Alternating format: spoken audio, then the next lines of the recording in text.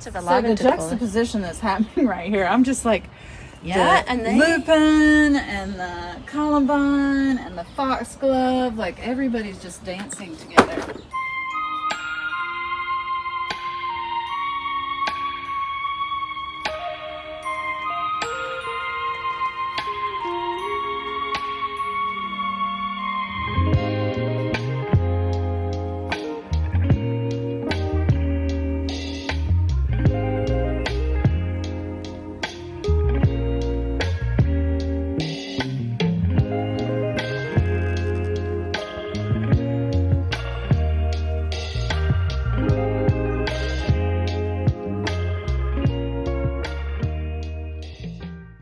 DeWayne and I are both very spiritual people, and our relationship to this place is tied up in that spirituality. So for me,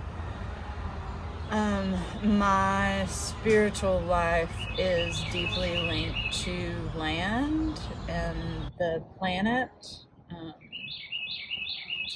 And so tending this space is a spiritual act. DeWayne and I used to, when we would come to work in the garden or come to work on the space, we would sit and pray first, just set intention for what we were trying to do and create in the space. And that was really powerful. We play drums sometimes. Yeah, so the Peace Garden is situated in the Burton Street community in West Asheville, North Carolina. And the community itself has a really rich history. It's a historically black neighborhood that was developed pretty intentionally by a guy named E.W. Pearson, who was a Buffalo soldier. And that was in the 1910s, 1910 to 1915, that the neighborhood really was started.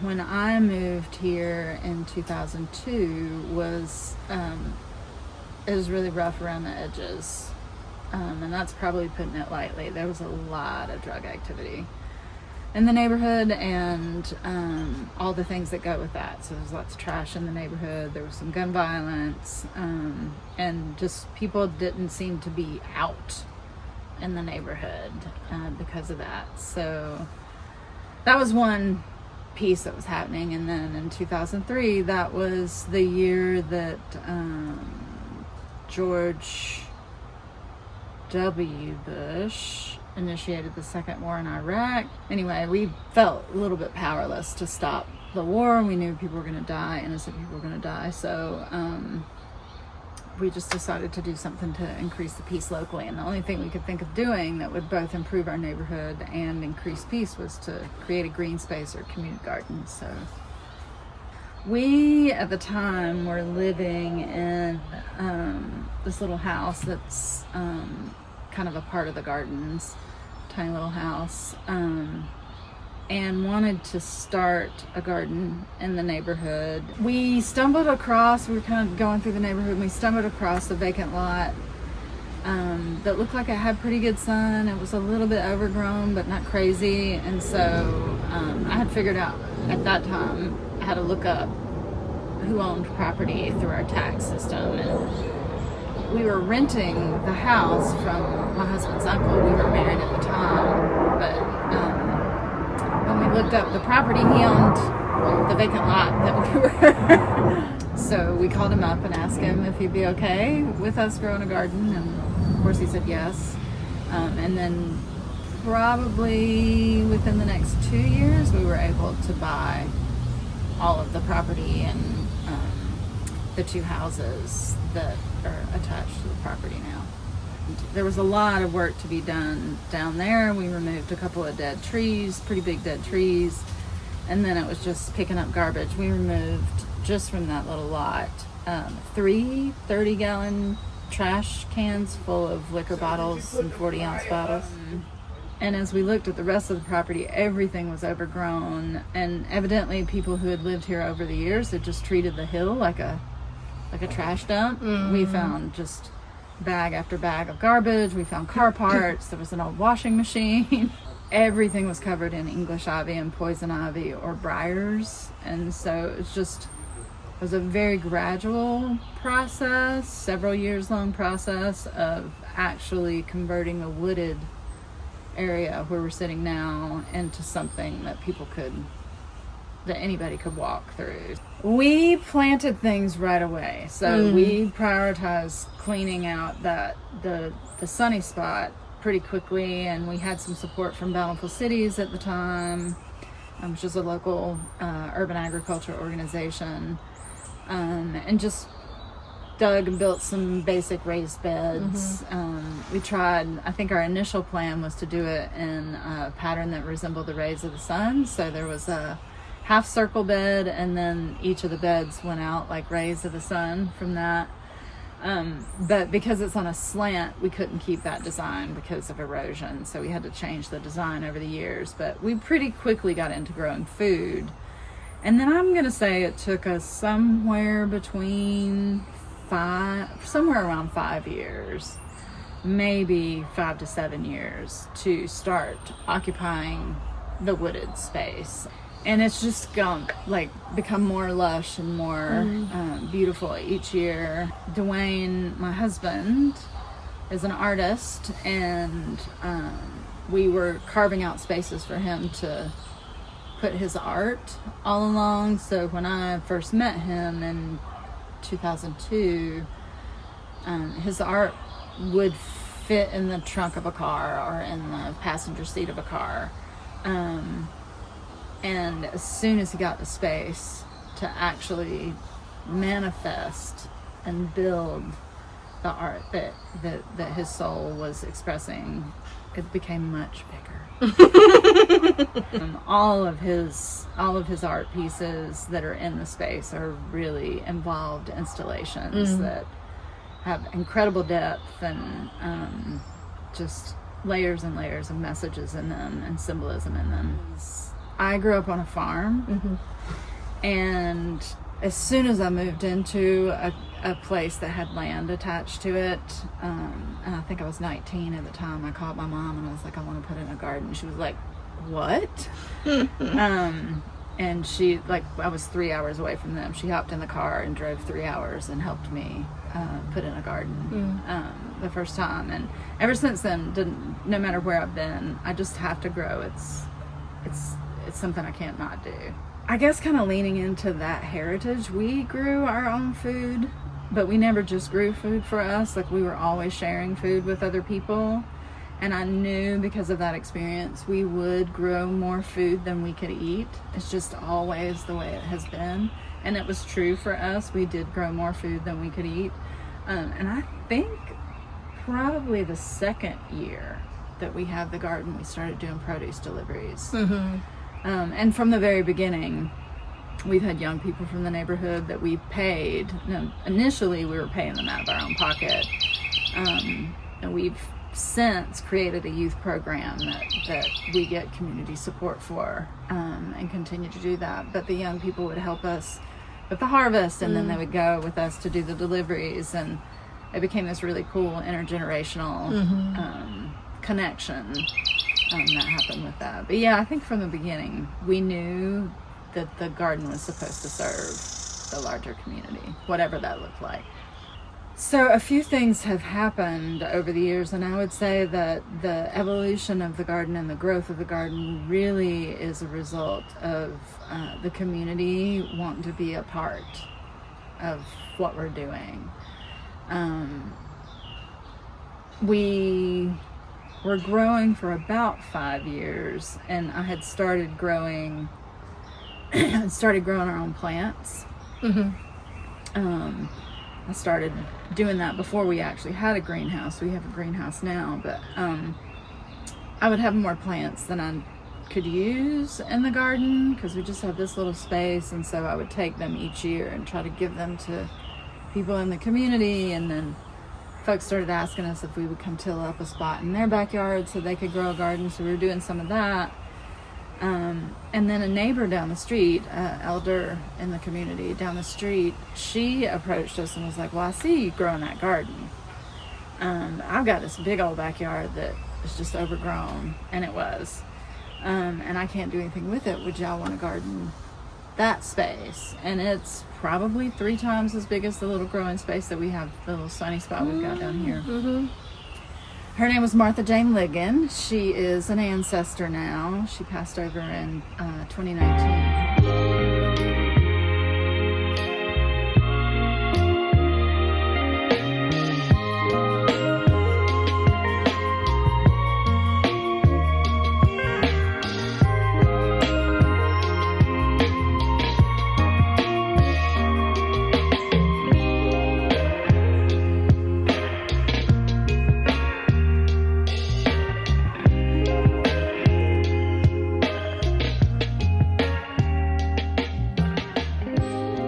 In 2009-ish, I think, 8 or 9, DeWayne co-founded an organization called Green Opportunities, and that was a green jobs training program here in Asheville. And they had a learning cohort model so that groups would come in and learn together, and each cohort had to do a service project in the community. And so their first service project was building a pizza oven for us. So we have an outdoor cob pizza oven, and we had built a fire pit in this level area. And then we had some artists in the community who had created some Black history murals, so prominent figures in African American history. And they were downtown in this section of downtown called the Block, and that's a historically Black business area. And one of the buildings, they were just on plywood,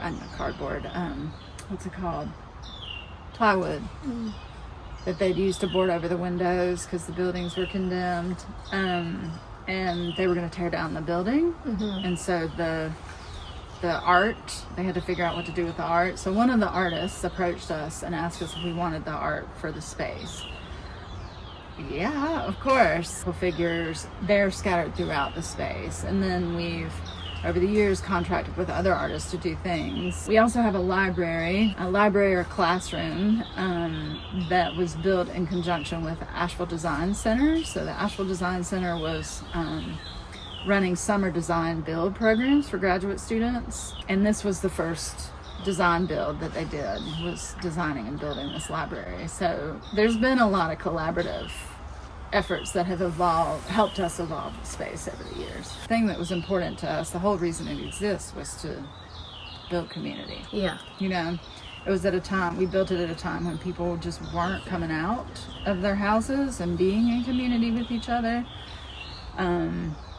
So having a space, where the people, what we often refer to as the legacy residents of the community, can come and feel comfortable, because there's a lot of changes that have happened to the neighborhood over the years.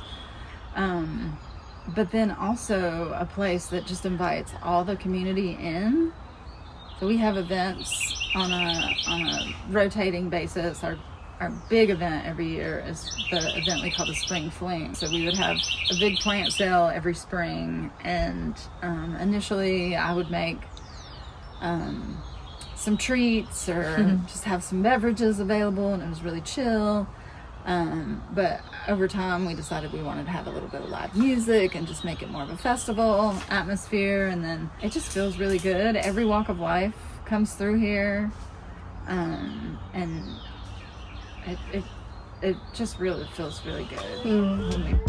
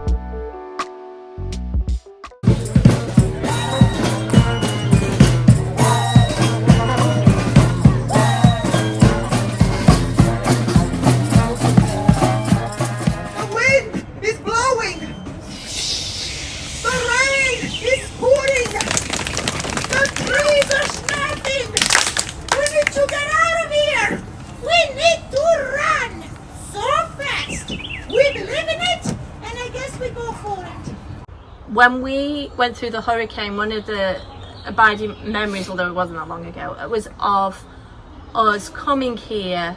Well, it was the first thing I did after we all had stopped kind of isolating ourselves during the storm. Yeah. Our natural response was to come to the Peace Gardens. Yeah. And it became such a hub for people during the hurricane. Yeah. Well, it's interesting that you say it ended up being a hub, because it really did. Like, folks came, we went to check on people, folks came here. Chad helped us take care of the cherry tree that had broken. And then shortly after that, because that happened really, the cleanup happened pretty quickly, folks showed up with food. And so there were restaurants that we were in the aftermath of the storm. We had no power citywide. We had no communication systems. Our cell phones didn't work. Internet didn't work. And we had no water. Restaurants didn't have their freezers and their coolers. All the food that they had was going bad. So we had a few people in the area who brought raw materials to us that straight out of their coolers. Like, somebody's got to do something with them. And we had a chef that lived in the neighborhood, or I don't know if she still lives in the neighborhood. And we just cooked for 3 days. Every day we were cooking huge meals on the fire, and on the grill, on the charcoal grill, and just feeding people in the neighborhood. And it felt really good. It felt really good to be together. It felt really good to eat together. Yeah, one of our city council members, Kim Roney, who's a friend, she dropped by, and this was on, I feel like this was I can't remember what day it was now. It all kind of runs together. But anyway, she knew that we were getting ready to, we had water, wasn't potable. We had water. That they were getting ready to shut down the water system, and it didn't know how long it was going to be out. And so that was a day that we had people here, and we told everybody. And then, like I said, no internet, no cell phones, no text, no nothing.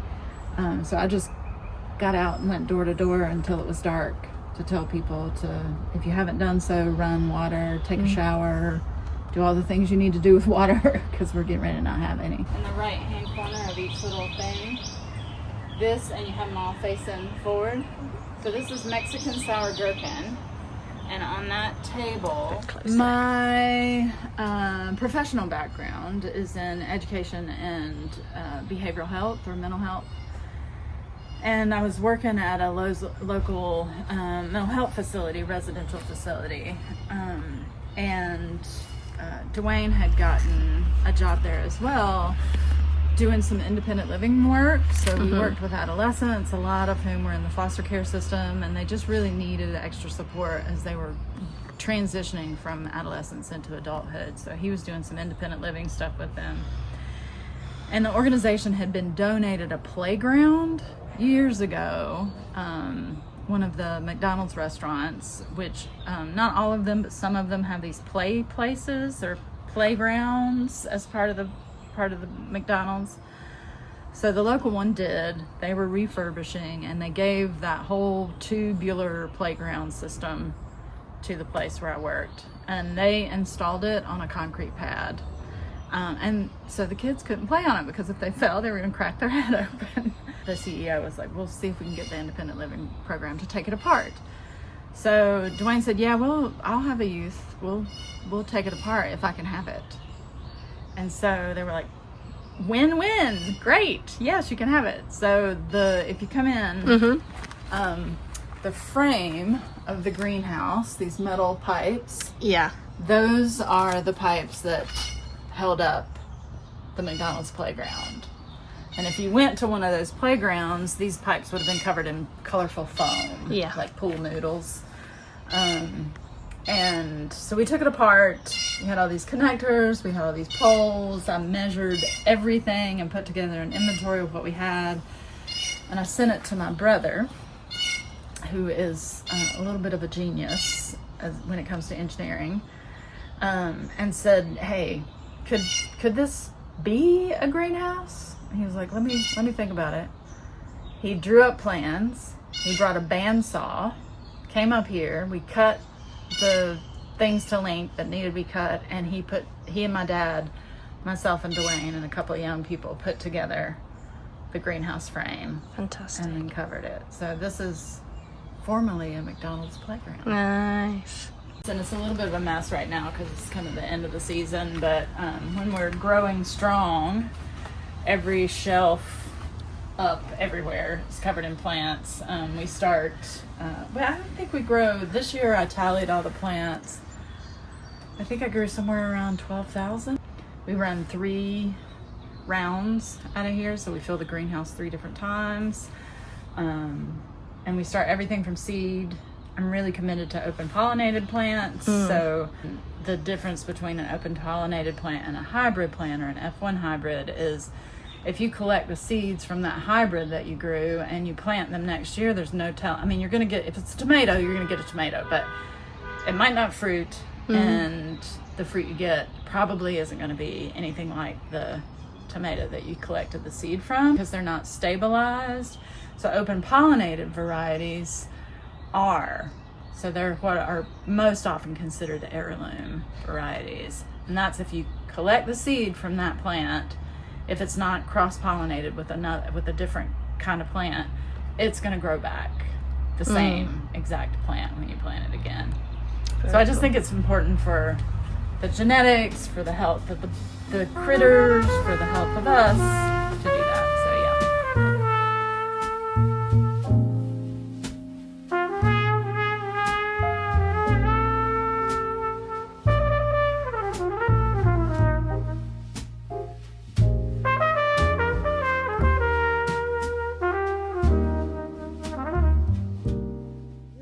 We've had several different people, some people that I know, some people that I don't know, who have come to the space when they've been out of sorts, and the way they've described it is that they felt completely lost, or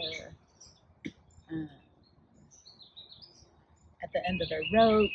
Those are not good metaphors to use.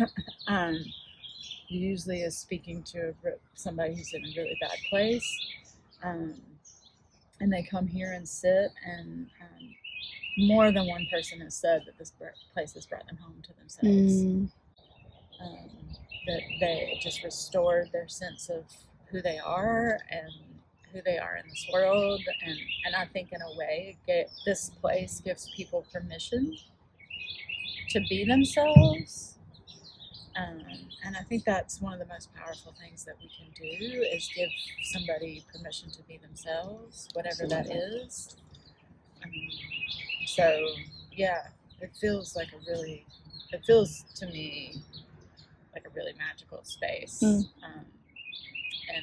I think DeWayne and I both feel honored to be the caretakers. We can't claim the magic, but we sure do enjoy caretaking the space.